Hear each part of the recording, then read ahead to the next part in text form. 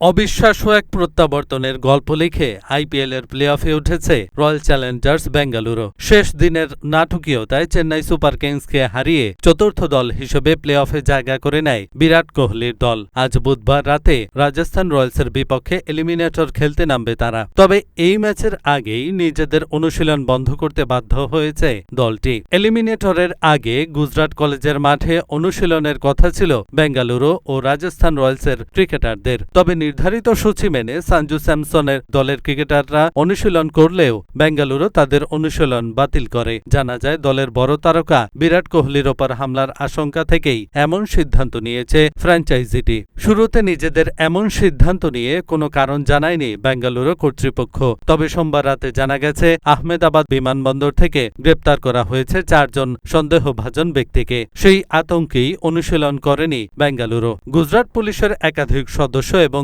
সেখানকার ক্রিকেট সংস্থার কর্তাদের অনেকে মনে করছেন বিরাট কোহলির নিরাপত্তা নিশ্চিত করতেই নাকি এই সিদ্ধান্ত নেয় আরসিবি।